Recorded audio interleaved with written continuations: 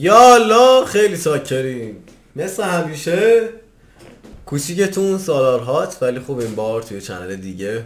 متاسفانه اگه اسم چنل یکم براتون عجیبه، سالار هات کل تقریبا متضاد همن، نامربوط هم نیستن. مثلا تو این چنل میای یخت آب میشه، اونجا هم که گرم این گرم اون سرد.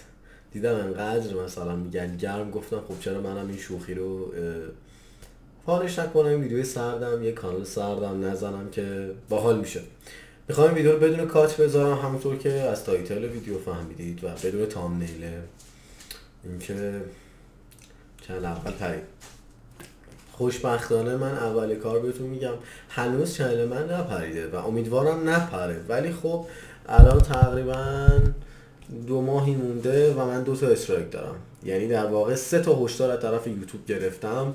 اونایی که نمیدونن یوتیوب 3 تا هشدار بده یکی چنلشو پاک میکنه، ولی خب در واقع 4 تاست. من از 4 تا 3 تا گرفتم تا به الان و 2 ماه دیگه روی چنل هم هست. یعنی توی 2 ماه اگه دیدی که توی یه هفته 2 تا خوردم، خرکیه، یکی دیگه هم بخورم چنل قراره پاک بشه.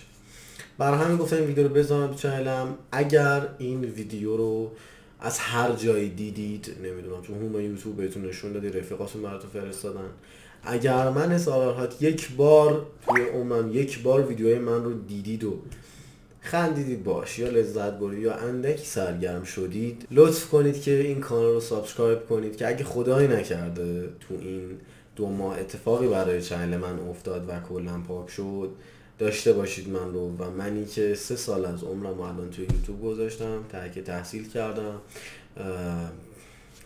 زندگیمو سرش سرمایه گذاری کردم که قراره همچین اتفاقی برای من بیفته و خب این حق من نیست. اگه واقعا تا به الان تو این 2-3 سال یک بار ویدیو من دیدین و یکم سرگرم شدید، این ویدیوی من رو برای دوستاتون بفرستید و این کانال رو سابسکرایب کنید و داشته باشید. و واقعا در حق کسی که 3 سال نامشو گذاشت تو یوتیوب یه کمی ظلم میشه که هم بخواد کانالم بپره، هم به خاطر این چند وقتی که به خاطر استرایک ها من 3 هفته نتونستم ویدیو بذارم، آسیبی وارد شد به کانالم و ویوم تقریبا نصف شد. خب منی که 31 سابسکرایب دارم، عمرمو با این فری فایر گذاشتم، نباید 3000 ویو بخورم، ولی خب دارم میخورم. خوشحال میشم که من رو به رفیقاتون بفرستید، من رو برای رفیقاتون ویدیو هم رو بفرستید، کمی منو شاد میکنید و دعا کنید برام، کوچولوی قشنگم، چون دعای شما کوچولو آقای زود برآورده میشه که چنل اتفاقی براش نیفته. نمیخوام تایم این ویدیو رو زیاد کنم، ولی خب فقط من نیستم که الان چنلش این اتفاق براش افتاده. من الان 2 تا استرایک دارم، علی هم 2 تا داره و خب حسین هم یکی گرفته به تازگی. یه خورده قاراش میش شده اوضاع ما یوتیوبر فری فایر. امیدوارم تو 2-3 ماه دیگه چنل هیچ کدوم از بچه‌ها نپره و یکم هوای داداشیتون رو بیشتر داشته باشید این چند وقت. این چنل رو ساب کنید. هنوز درآمدش باز نشده، ولی اگه اتفاقی برای اون چنل بیفته، من نیاز به درآمدی دارم واسه چرخوندن زندگیم، چون من آدمی نیستم و نبودم که از خانواده‌ام پول بگیرم. خب خانواده من نجات دارن، اگه داشتن که من از 15 سالگی مثلا شروع نمی‌کردم مستقل شدن. واسه همین امیدوارم که اتفاق نیفته اول از همه، که بتونم باز شما کوچولو ویدیو بذارم. اگر هم افتاد این چنل هست، سابسکرایبش کنید این چنل رو و امیدوارم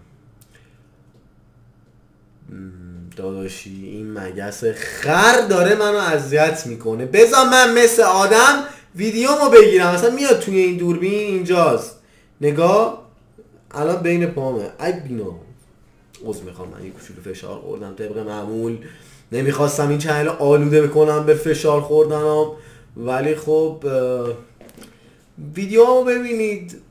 چه اون چنل چه این چنل. خب این اتفاق افتاد برای ساجستشن کانالم بعد این 3 هفته که استرایک خورد، ویوش خیلی اومده پایین. اون چنل ویدیو رو ببینید و این چنل رو سابسکرایب کنید که کلی ویدیو خفن قول میدم براتون بذارم، حتی اگه اون چنل بپره.